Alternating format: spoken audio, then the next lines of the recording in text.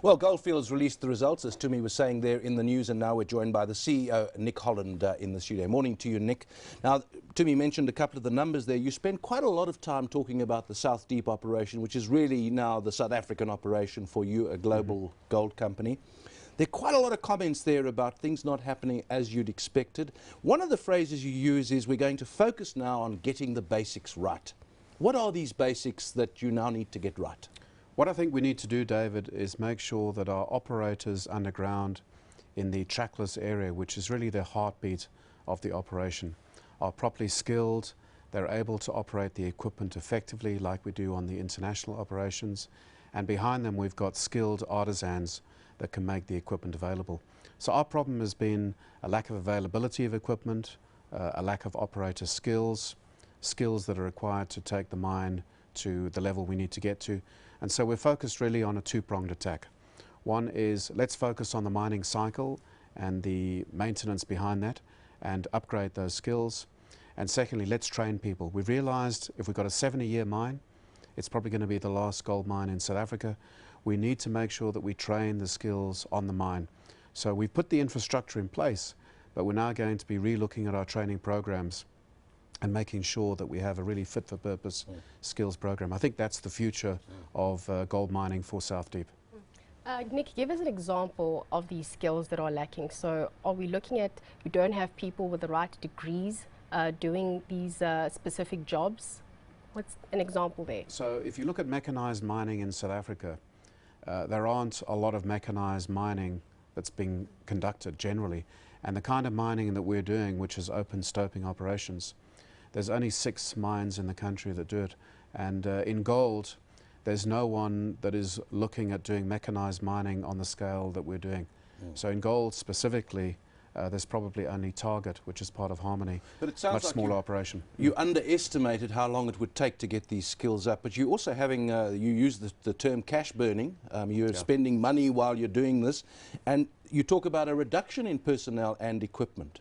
So on the one hand, you're kind of trying to cut costs, presumably by reducing equipment and personnel, but you're also trying to up skills. This is a delicate operation. It is. So what we're trying to do now is, instead of rushing out and trying to really expand the operation too quickly, let's rather fix the base. So one of the things we did last year is we did curtail the workforce on the operation. We right-sized it, reduced by 15%. We also reduced the number of fleet by 40%. And what we're going to do now is make sure that we can operate and maintain that fleet with all of the right people and get that right first. I think the issue here is, let's get it right as opposed to doing it quickly. If we can get it right, which I think we can this year, then we will build up from there, and I think we can expand. So I think the focus has really changed. You know, rather than chasing long-term targets, let's rather set shorter-term targets which are achievable, build up the confidence, and then move from there, because I don't want the teams focused on long-term targets. I want them focused on what we're doing today. You sense impatience among investors and shareholders, because some of these things you've said before? We have.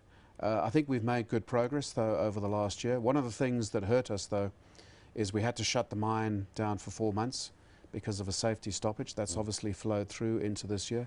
That was very important, though, for us to get the right mentality on the operations. And I think with a long life mine like this, the one thing we mustn't do is try and push targets which might be achievable in the short term, but are not achievable or sustainable in the long term. That's the key. Nick, what's your situation with load shedding? You're talking about these targets. Will you be able to reach them given the energy situation in South Africa? Yeah, so fortunately we're in the position where we're not utilizing all of our infrastructure. Certainly we're not utilizing all of the hoisting capacity or the processing capacity. So we are in a position where we've got more flexibility possibly than other players. So we've cut our power by about 10% on the back of discussions with Eskom. We think that's sustainable for us certainly over this year, and we would hope the situation obviously will improve in 2016. Let's go beyond South Africa, the other operations. Overview there? Well, I think a stellar year. We're very, very happy with Australia. Australia has achieved 1 million ounces at all-in costs of around about $1,000 per ounce. It's making really good cash flow. I think we're set for another good year. Ghana has really turned around. We had concerns about Damang in Ghana, one of the 2 operations, the smaller of the 2. That is performing exceptionally well, so I'm very confident of the future. Peru is still very good. So we've made good cash over the year. Our operations have generated $235 million of cash, even with South Deep's burn included in that. So a good result for us. I think we've seen a few themes with mining companies over the past year or so. They're cutting down on the number of capital expenditure, but one of the other things is how much they're able to contribute to the fiscus. In terms of your tax here to South Africa, how much has that been reduced by? Well, South Deep is in a tax loss situation because we've spent many millions of capital expenditure over the years to actually build a mine. And essentially, I mean, the one point to remind ourselves, we've built the mine at South Deep, but all of the future revenue is still obviously ahead of us. So we're sitting with unredeemed capital expenditure balances for tax purposes, tax losses.